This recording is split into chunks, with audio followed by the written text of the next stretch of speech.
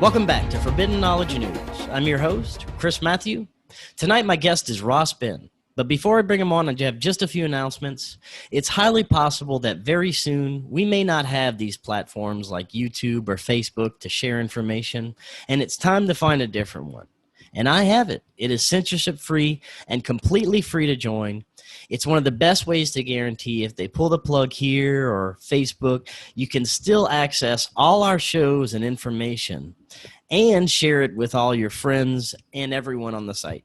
The new premium site is almost ready to be relaunched with all new content and content creators, but you can still sign up for a membership right now and access all the premium content that is there on our social media site in the movie section. Again, the social media site is completely free, but if you get a membership, you get access to all my interviews, presentations, and original content, much of which is considered too controversial for YouTube. Just go to forbiddenknowledge.news or click the link in the description to sign up. If you have any technical issues with the site or questions, just let us know. We have a Telegram tech support chat link in the description as well. If you'd like to make a donation, we'd greatly appreciate it. Anyone that's donated so far, thank you so much. We appreciate that. Links are in the description as well. I want to thank our sponsors, C60 Purple Power, which is now a necessity in my house. It has completely turned around my health, had amazing benefits like more energy, better sleep. Find out more, visit c60purplepower.com/knowledge10 or just click that link in the description. You get 10% off your order plus free shipping. And right now is a great time to stock up with an emergency food supply. Visit the experts in emergency preparedness, My Patriot Supply. Right now you get $70 off a 2-week supply and $100 off a 4-week supply. That's preparewithfkn.com or click that link in the description. And finally, Karen Holton. She not only offers health and wellness coaching, but the best quality organite zendomes and crystals out there, as well as alien implant remedy. To find out more, go to KarenHoltonHealthCoach.com or just click the link in the description. Tonight, I want to welcome Ras Ben. He is a scribe, astrologer, presenter, and self-published author of 4 books: Rocks of Ages, Great Mystery Philadelphia, An Urban Act of Magic, Free Your Mound and Your Mind Will Follow, and 5G Wellness 101. Ras Ben, welcome. How are you tonight? Thankful. Well, thank you so much for joining us. I really appreciate it. I've been looking forward to it, and much of my audience is very aware of the manipulation, corruption, and psychological warfare that has been waged on us for years. But many don't understand the occult or esoteric or even spiritual aspects behind the global situation that we're in. But not only that, but the founding of our country in general. And I believe that your work profoundly points out and explores these aspects. And tonight, I'd like to start out, since it's your first time, with what actually got you started down your path. Well, I'm still trying to answer that myself, but I'm not from Philadelphia. I was born in Washington, D.C., but I transplanted here close to 30 years ago, about 1992. And Philadelphia has more public art than all other cities in the world except Paris, France. There's like 5,000 pieces of registered art here. And even though I'm from Washington, D.C., which has its own mystic look and feel, with the Washington Monument, all the Egyptian-themed architecture in downtown D.C., still, when I came here to Philly, man, the art really stood out. Like, yo, there is something really deep happening here. And I noticed most people who were from Philly, they kind of took the art for granted. I think it was just a part of their everyday backdrop, so they just didn't really study it, But yeah, I just knew, like, yo, man, there's something very mystic here. Started getting into the decoding of it, and that work really accelerated around between 2011, 2013. Really, we had an event here, 11/11, in 2011, because there was a lot of people all around the world doing oneness ceremonies on that 11/11 day. 2011 at 11/11.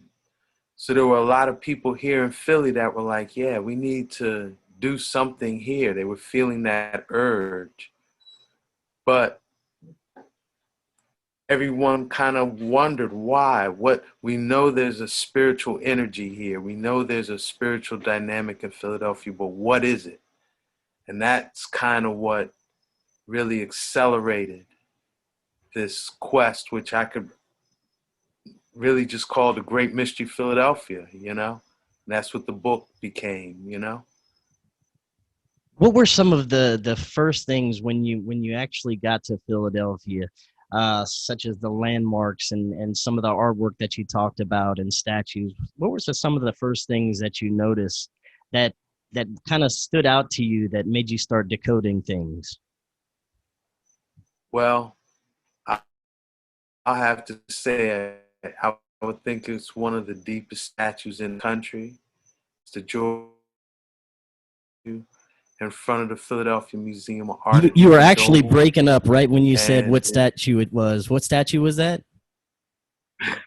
of course, the George Washington equestrian statue, and right in front of the Philadelphia Museum of Art at Lincoln's Oval, because it's basically depicting an assassination of a Lenape queen with colonists with cloaked daggers. And yeah, I mean, it was just such a striking statue. Like, why are y'all killing this woman? And that was one of the most significant statues, I would say, that sent me down the rabbit hole. But more than any other physical statue, Philadelphia has a energy with it. It's kind of like a knot in time where the past, present, future tightly woven, such that like that veil that separates the present from the past and the future. It's very thin here. And I think that's what Edgar Allan Poe tapped when he was doing his writing here. I think it's kind of what that movie, The Sixth Sense, was conveying, the I see dead people phenomena, which is a real thing here in Philly. I don't think that Sixth Sense movie would have worked in any other setting but here. And so that kind of opens the door to a lot of ancestral connection and a lot of ancestry works where you have ones that they kind of want their story told. I say that there is a saying that dead men tell no tales, but I'd say here in Philadelphia, you might hear a tale only a dead man can tell. That thing is real. And so that is a big part of my works. And I do state that communion with ancestors is one of my sources. And I know how I would receive that with a little disbelief.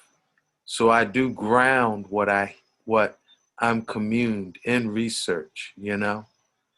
And I encourage my readers to follow up. Don't believe, but let the great mystery reveal itself to you. Be a part of this great mystery.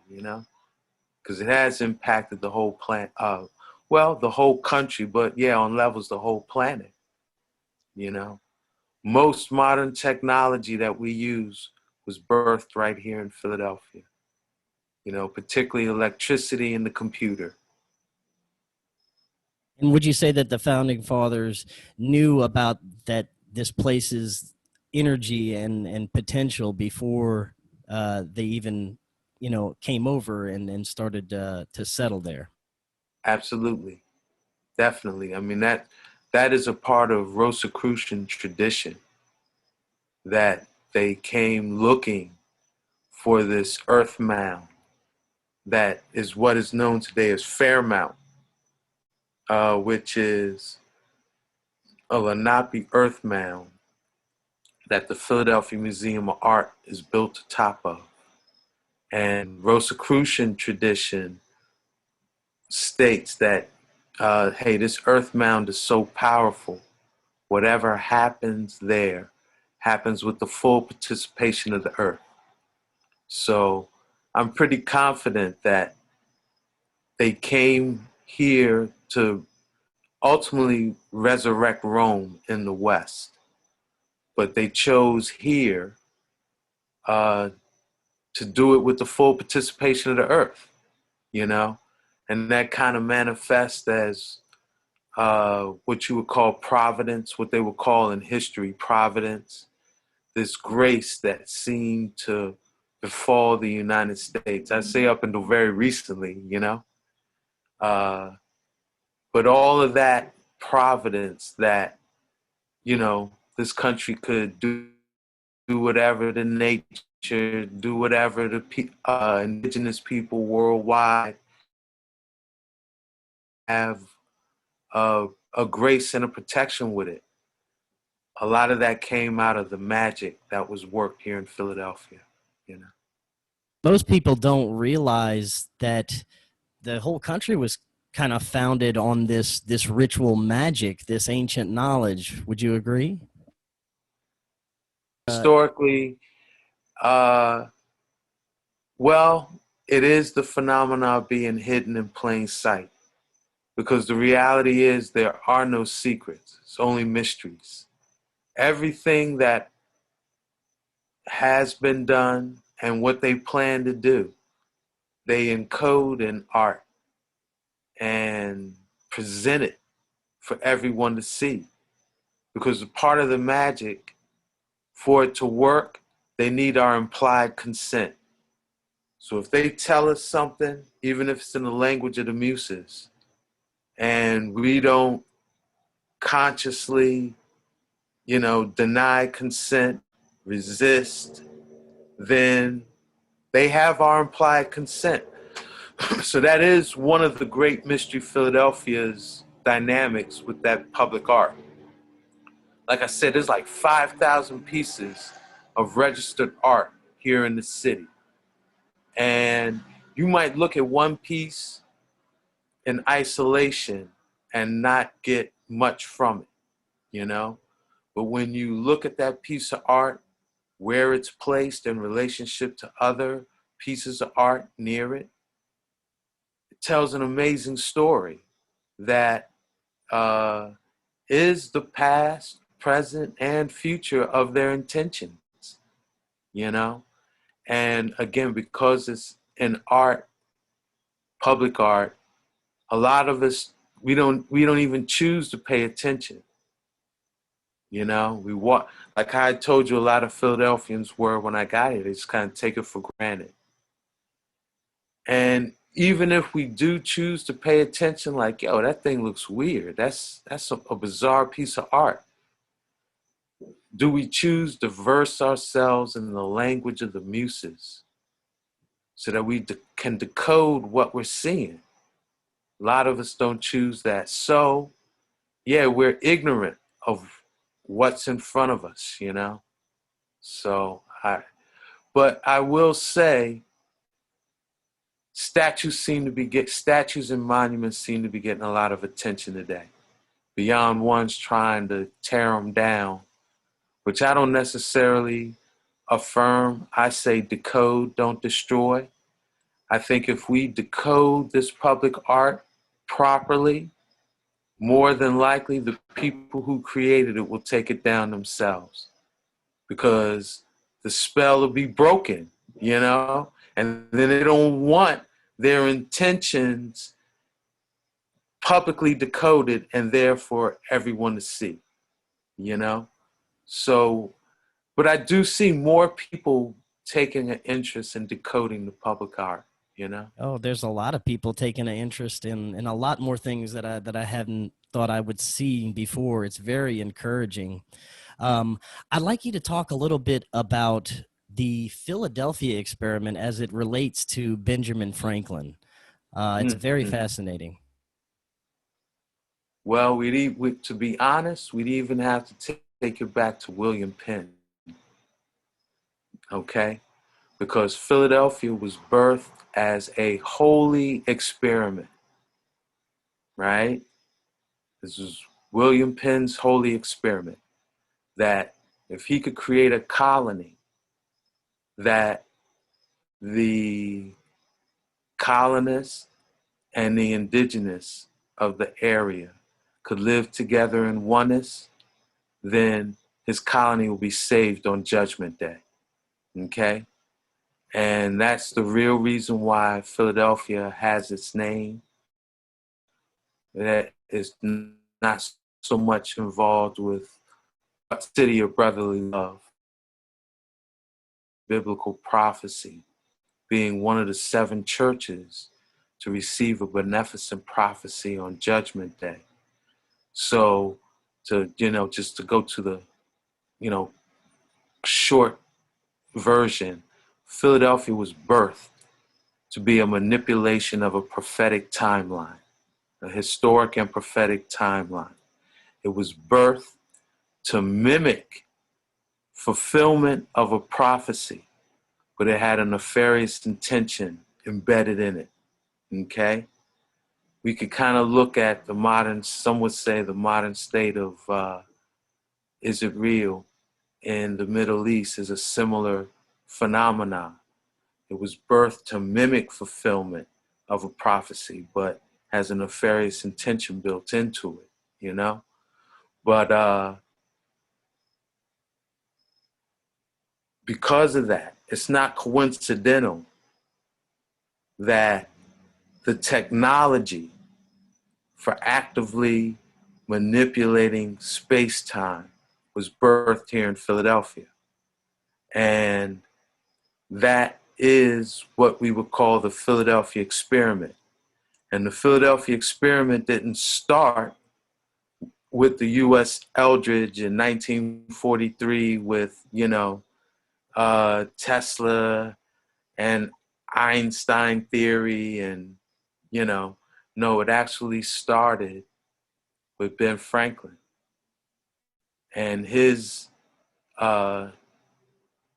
experiments with electricity that was known throughout Europe, like the reporting of Ben Franklin's experiment with electricity in France and England. It was known as Franklin's Philadelphia experiment. Okay? So the Franklin Institute of Science really never stopped Philadelphia experiment, discovering how to manipulate electromagnetism, to do some work.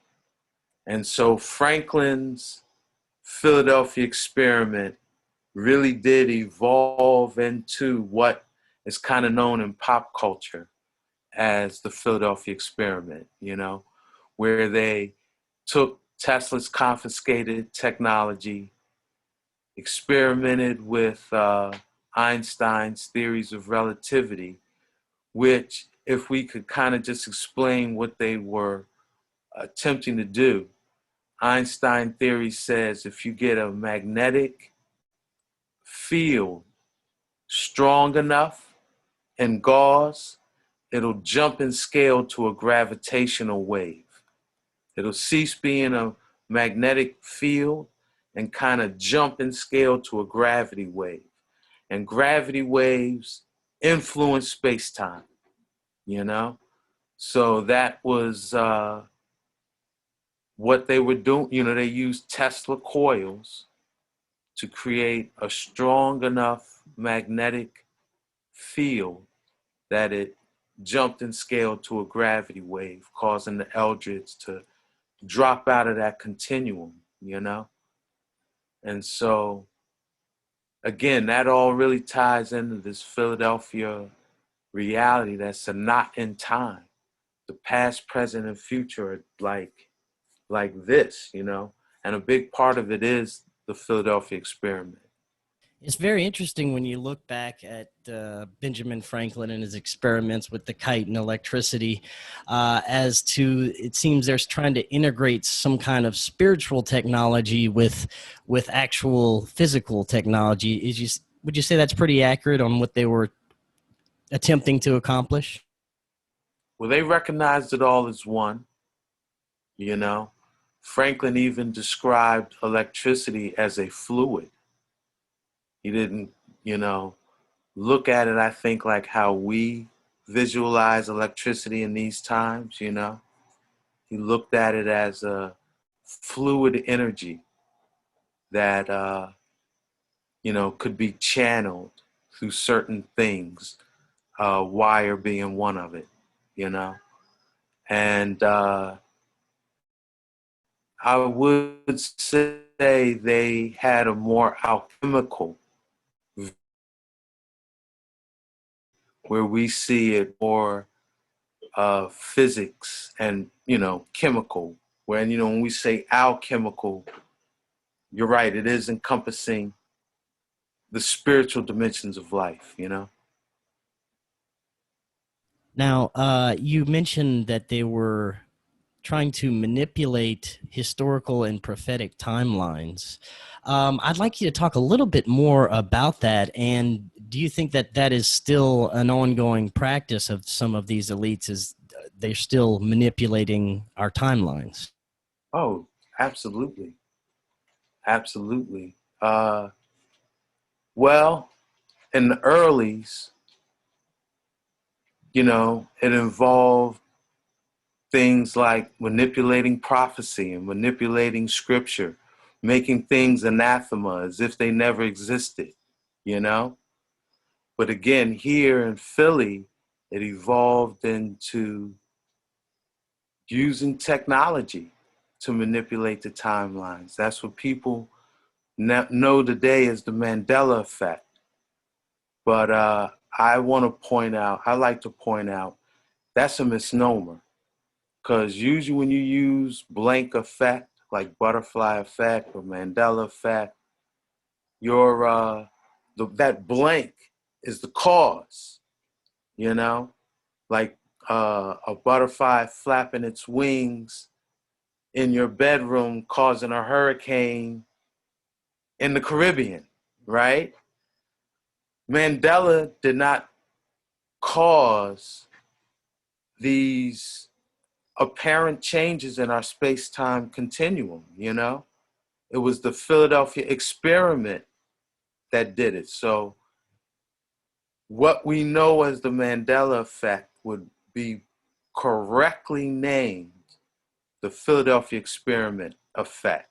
If you want to name it with the causality that's causing these glitches in our matrix, you know, like obvious things, like even if it's what is real, it doesn't make sense, you know. I think the most obvious example for me is the James Bond movie with the villain Jaws missing his braces, you know. That scene doesn't even make sense if he doesn't have those metal teeth. Or no, it's the young girl that's missing her braces that they had the Hey, attraction to. But you notice the scene I'm speaking to. So all of that's real. All of that's rooted out of the Philadelphia experiment, you know? And I it think the crazier twist to it is when you factor in Donald Trump's uncle was the man who gained control of Tesla technology. Yeah, Biff Tannen takes on whole new meaning, whole new right. reality for Yeah, us it's right very now. interesting when you think about it like that. If these elites have this technology and they have the ability to manipulate timelines and they figured this out, of course it would have consequences on, you know, time, space, and the effects that of our reality. It's very interesting to think about. Yeah, we're witnessing it, and it's almost hard to believe. If you watch the Philadelphia Experiment 2, you know, there was a movie made on the Philadelphia Experiment. Watch the Philadelphia Experiment 2, and it's a movie based on this phenomenon we would call the Mandela Effect. But in the Philadelphia Experiment 2, there's only one person that remembers the real timeline. And it was the person who was involved in the first Philadelphia experiment. So because he had already been in a manipulated timeline, when they used the technology in Philadelphia Experiment 2, it worked on everybody except him. But he experienced the same thing that we're experiencing now as this so-called Mandela Effect, you know? So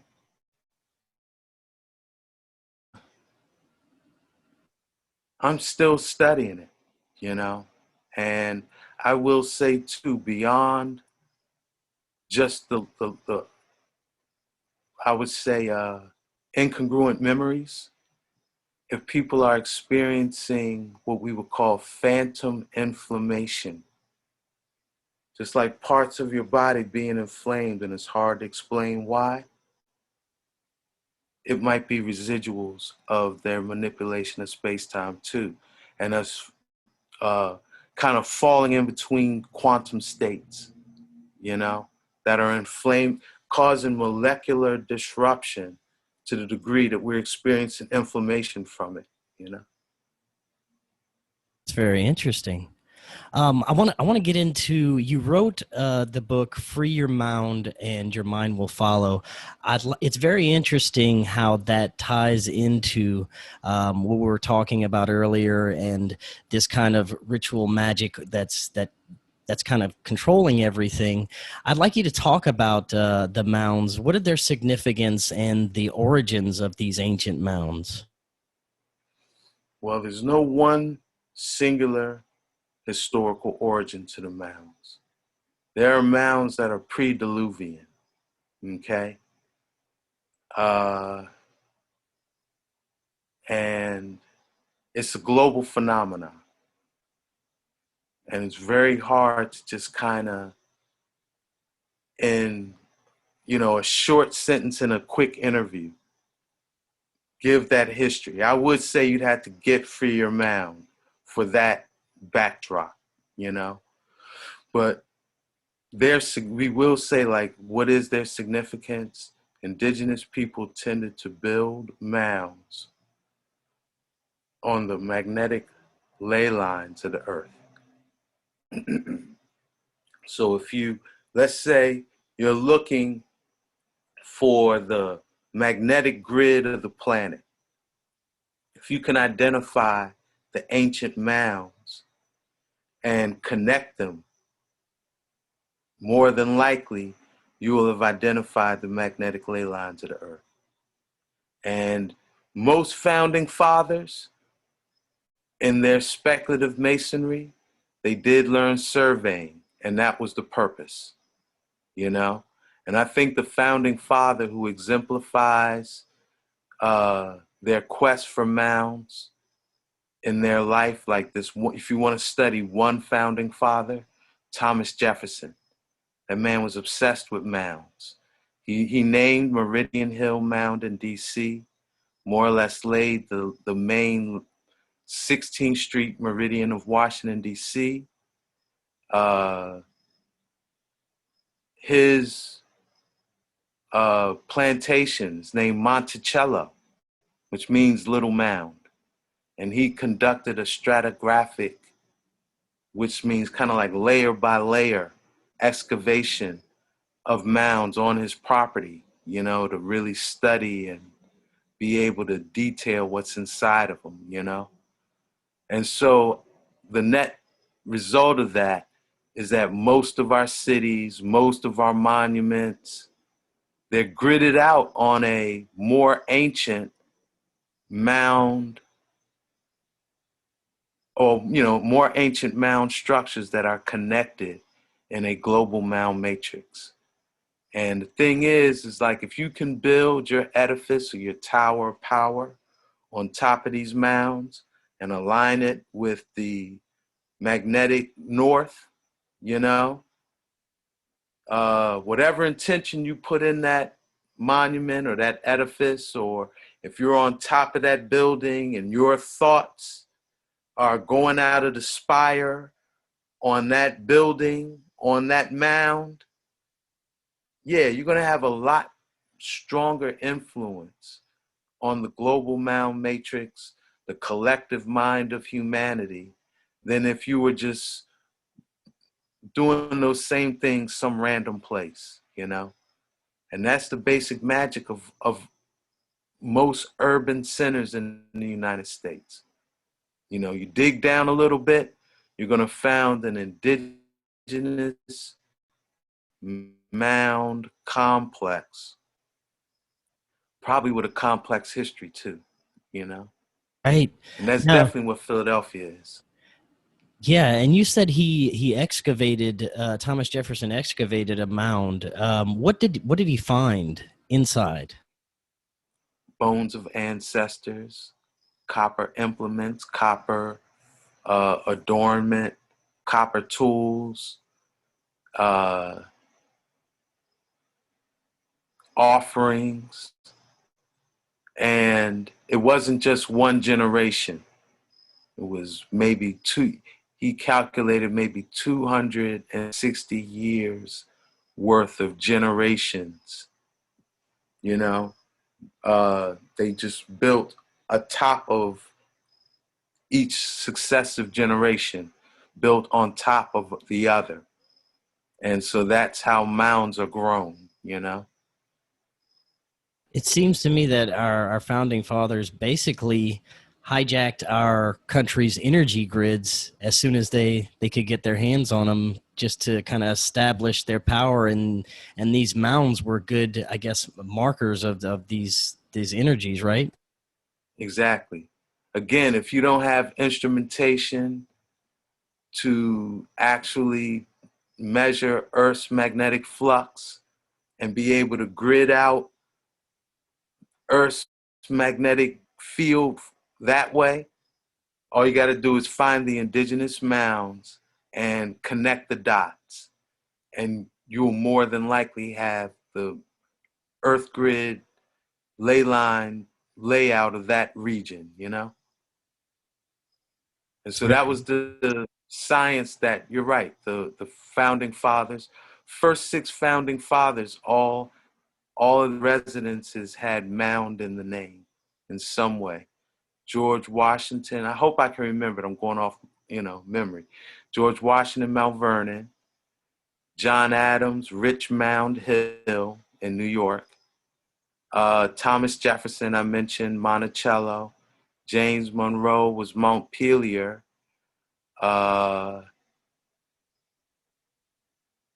Then you have, James Monroe is Monroe Hill in UVA. And James Madison is Montpelier. And then John Adams, no. Number 6 is escaping me, excuse Oh, me. you did good enough. That was good enough for me. Thank you. That's way more than I know. Yes. Man, that's fascinating. Now, we mentioned earlier how these elites are still kind of using this spiritual technology to have power and control. Whenever we look at our world today, when you wake up if you were in a coma for a year and you woke up today, it's a completely different world than last year.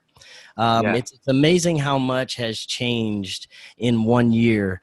I'd like to get your thoughts on what's happening now in 2020. It seems like as soon as 2020 hit, it was time to unfold agendas. It's time to get things rolling for certain groups of people. It was like a marking point, especially astrologically. What are your thoughts on that? Well, we are having several, for lack of a better word, great conjunctions occurring this year with Jupiter, Saturn, Pluto, all conjuncting one another in Capricorn. And the United States was born with Pluto in Capricorn. Well, I should be more specific. Pluto was in Capricorn in 1776.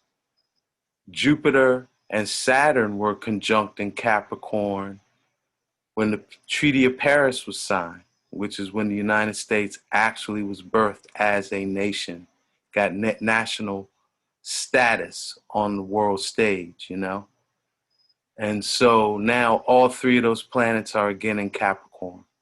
So this is very fateful times for the nation, but also globally in the Ethiopian calendar, which is more aligned with the Julian calendar of the West, which is probably a less manipulated calendar than the Gregorian calendar. It's 2012, you know? So maybe the Olmec Mayan calendar that was supposed to end in 2012, maybe it wasn't the Gregorian 2012, more so the Ethiopian Julian. And, you know, at least that's what I think. But, you know, I've learned, man, it's difficult to name a day of the end. You know what I mean? There's so many people, myself included, you know, you'll say, oh, this is the day.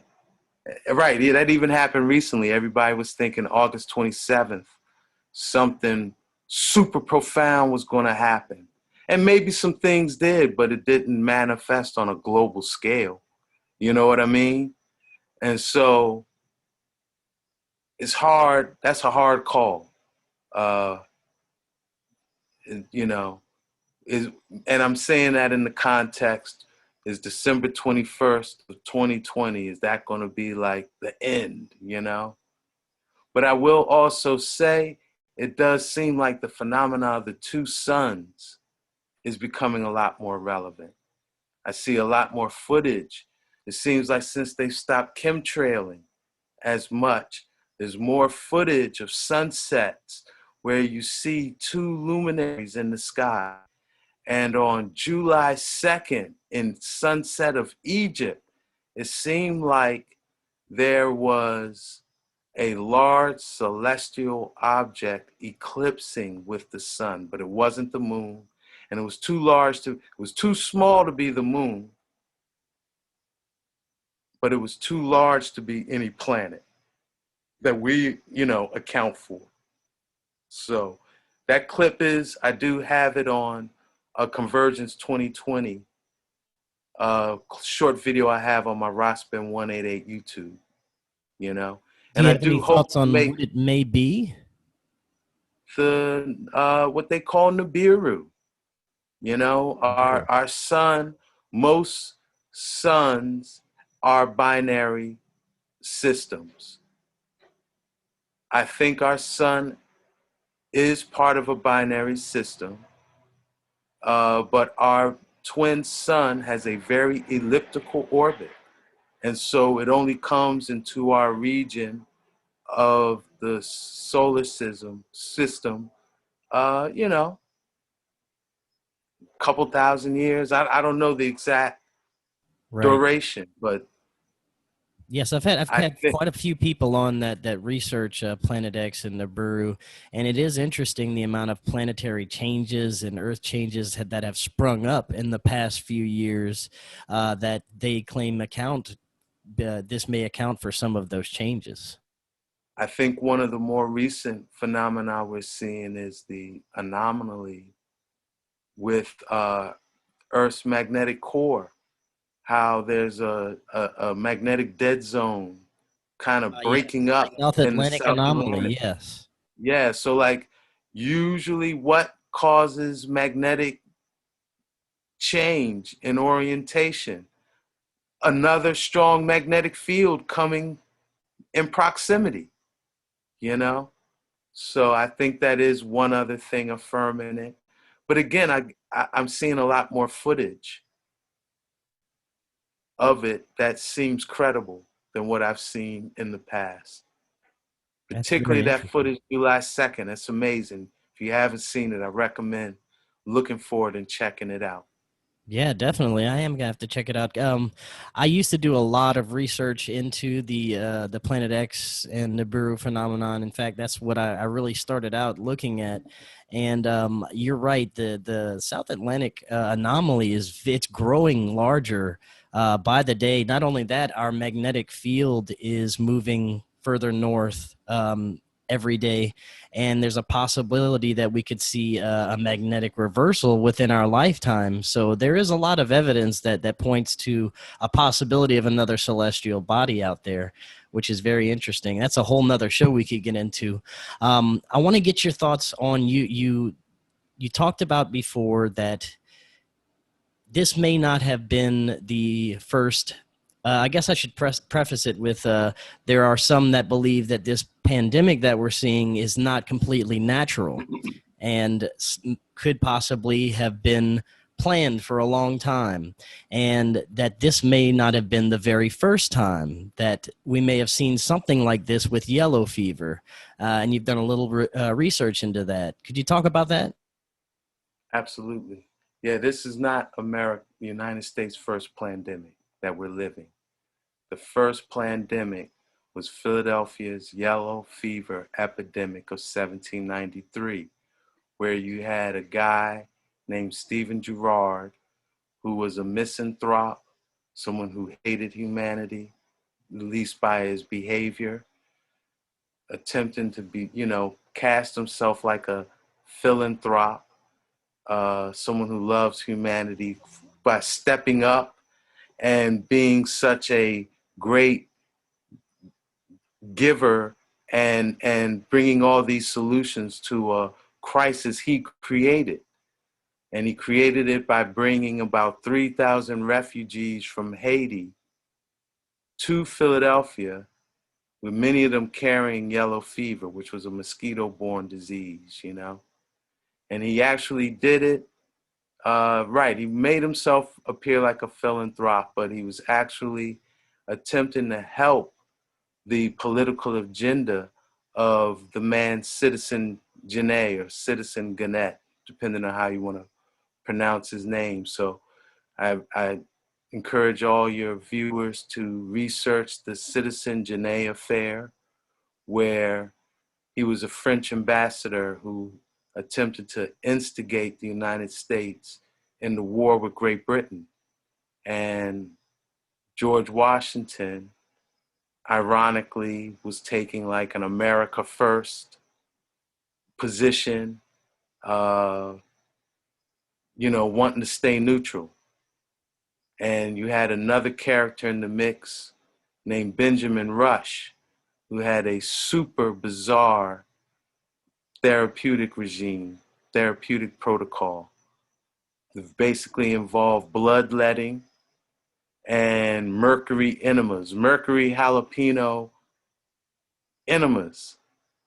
And, he said that was the cure for yellow fever and said everyone needed it, So I'm sure we could, see the overtones. Yeah, I sounds like recommend Fauci. Yeah, exactly. I recommend everyone check out I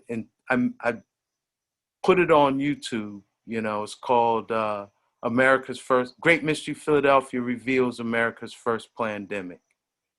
Because there is a lot of evidence, historically based. Most relevant, I think, are the letters of John Adams, of his account of these, because there were even mass riots in the middle of this yellow fever pandemic. There were riots in Philadelphia, again, pushing this Citizen Genet's efforts, So a lot of the things that we're seeing today,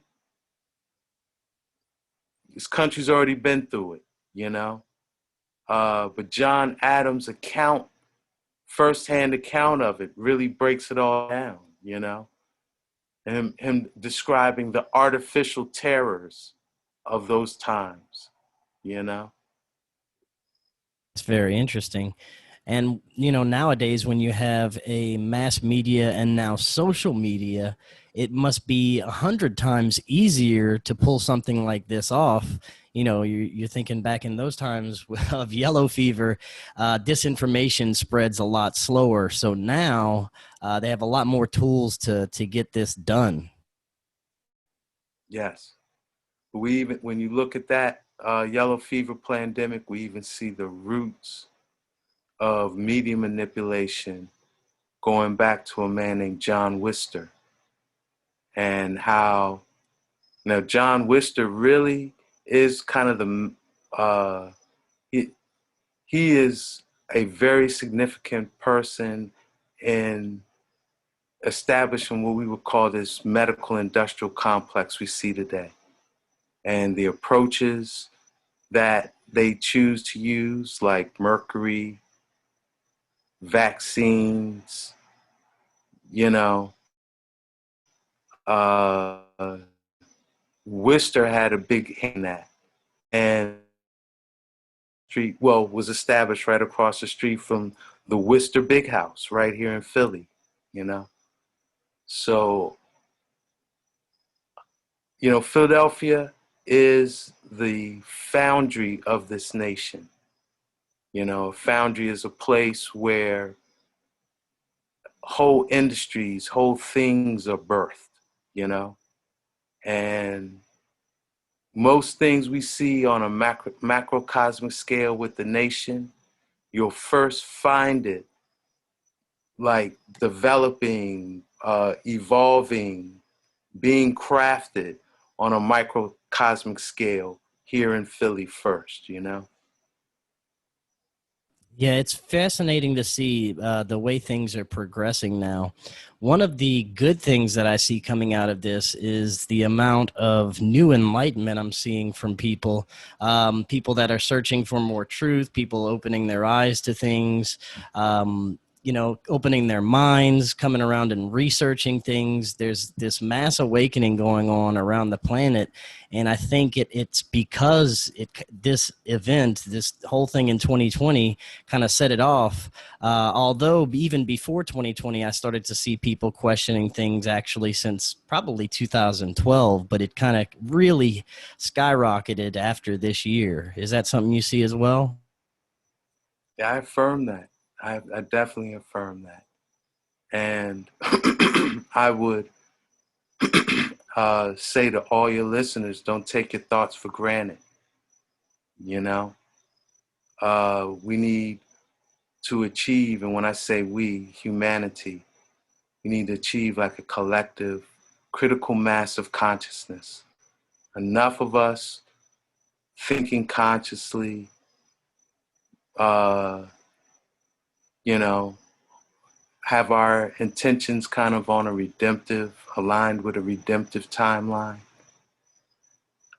We get that critical mass, you know, we'll start seeing what I would call collective magic, you know, even quicker transformations, quicker turnarounds, you know, the blind order followers who, you know, a lot of the things that are going on couldn't happen if you didn't have these blind order followers just following orders blindly.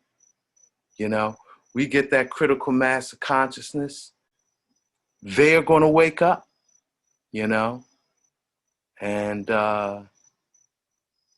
yeah, don't take your thoughts for granted. Yeah, And, very well said. and we have a each one teach one philosophy, you know. It doesn't have to be one big man at the podium. It can be many small platforms like the ones we have, you know, but touching not only the minds but also the hearts, you know, I because that's really how you awaken someone. It's not so much informing their mind but touching their heart, because there has to be a willingness to align their intention with what is right, Yeah, you know, because you can know what's right or wrong and then just still choose to do the wrong. And I think that we see a lot of that today too, you know? Very well said. And it's always my personal belief that, you know, an election is not going to save the world. I don't think it's going to make the changes that we need to see. I think that the changes we need are going to start on an individual basis and with ourselves, and then come outward from there. Because, you know, if we look at past, our complete past, you know, there's no leader that we've had that has led us out of any type of situations that we've been in like this. Yeah. I was told a child is going to lead us, you know? And when I see these youth of today, man, these children being born today, they on X-Man mode, you know? They are holding their heads up one day out the belly. They're looking you straight in the eye, tell you something. And man, these youth of today, if a parent is fortunate enough to be able to raise their children without them getting their DNA corrupted with these, you know, different programs people got in gear, and you know what I'm talking about. Man, we're going to see some real X people, you know? And I say that because, you know, X-men, X-women, but ones that have really activated DNA. Spirits, souls that they don't fall under the veil of forgetfulness when they go through the birth experience. Like me, more probably yourself, ones of our generation, that birth experience is so deep, sometimes we have to fall under the veil of forgetfulness, you know? But these souls coming, they got total recall and their DNA's activated, you know? So I think we need to learn how to fall back and let these children that are coming forward today, let them show us how to get out of this, you know? Right. Yeah, that's Yeah. And when you contrast that to the old men that they got running, that, you know, one can put a couple of paragraphs together, but the other can't even put a couple of sentences together. It's crazy, you yeah, know? some of this old regime that we've had that's been in control for what, thousands of years. You know, we need some new blood in here. And you know, you're right. I do have a lot of hope for our future, and some of the consciousness that I see raising in people. It's that's very encouraging. One of the things that I'd like to close out and talk about tonight is your 5G wellness. Now, there's this building that I go to quite often, and they recently erected a 5G tower right over it. Now, as soon as I get out of my vehicle and I'm walking towards this building, I feel annoyed, I feel agitated, I start to feel sick to my stomach, and now, of course, we have the mask on, so I can't breathe that well. And this all started occurring, of course, after they erected this 5G tower next to this building. And I completely believe that that's what it's from.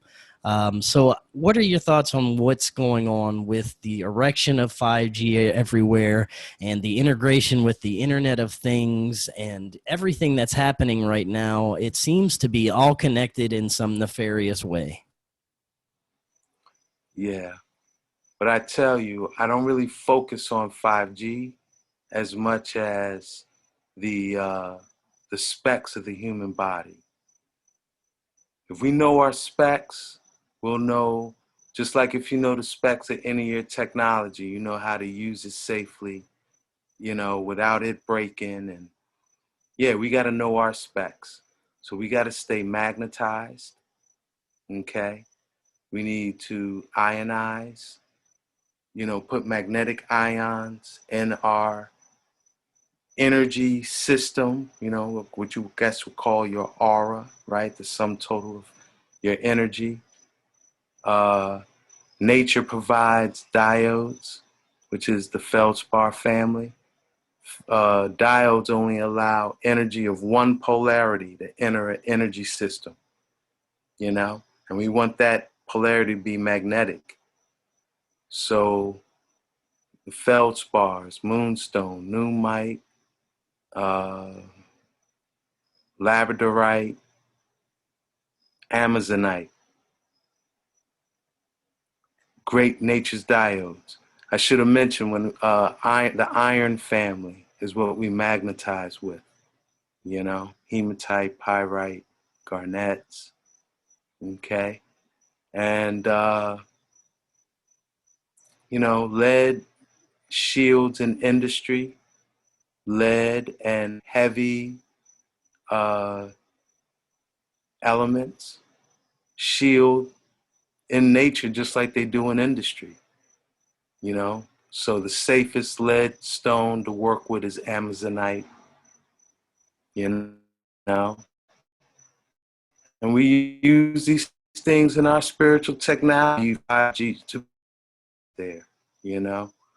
But 5G is different than 1 through 4G in that the cell tower design, they're going to be a lot more closer to you and in your landscape, you know, in your eyescape, where cell towers used to be at a higher elevation, so they had a broader range, you know. The bandwidth that 5G broadcasts over is basically the spectrum that water absorbs energy, and we're 70-something% water. So 5G is going to have a significant impact on our water. You know, that's where the agitation comes in, you know, it's heating up your water. Yeah, and certain bandwidths of 5G I have heard associated with some uh, what you would call syndromes, you know, expression of symptoms with no actual disease present. So the acute respiratory distress syndrome associated with COVID might be induced by the 60 gigahertz bandwidth, you know, and that's possible, do I know? But again, let's just focus on our system, our specs. And I know if I keep myself magnetized, ionized, that's going to be my natural shield against that 5G reality. If I got some of those feldspars on me, you know, I got some You should just ionic carry crystals. some on your person. Explain a little bit more how these workings go when you're working with these Sure, minerals and crystals. sure. Well, simplest technology is a wire wrap. Okay, so I have a highly right what I'm wearing now. I don't know how well it's coming through the camera, but I have a highly ionic Yeah. stone called lepidolite, which is basically the ore of lithium, right? With a hematite magnet, and just wear it as a pendant. You know, it could be something as simple as that, all the way up to, you know, orgone pyramid bracelet. You know, you can get as complex as you like. I like it simple, you know, not too flashy either, but effective. And but again, I recommend the 5G Wellness 101. You know, it will give you the basics on how to fortify. I also have a YouTube video on my Ras Bens 188 channel, Fortify Like a Magi, where we get a meter, EMF pollution meter, put it next to a cell phone, and actually demonstrate the stopping power of various crystals, you know. Yeah, I've seen that before. It's very amazing. People, including myself, not until recently, didn't even realize the power of crystals and some of these minerals. It's very fascinating, and they do work. I've started to, I have orgonite in my house now. I have a few crystals. Yeah, I've noticed quite a difference in my surroundings now that I've gotten gotten these around me. If people want to find out more, they can go to your website, which is rasben.com. Yes. And my YouTube channel is rasben188. Not too I do have a social media accounts, but I tend to fast from those things, man. I'm not consistent communicating on like FBIG, you know. But I do have a presence there, so you can check me out there. Rasben188 is my name there as well. Very good. Ras Ben, thank you so much for coming on tonight. We barely scratched the surface of some of this stuff, so I'd love to have you back on sometime in the future. Absolutely. I'd be honored. And thanks Awesome. for, your platform, bro. Keep doing your works.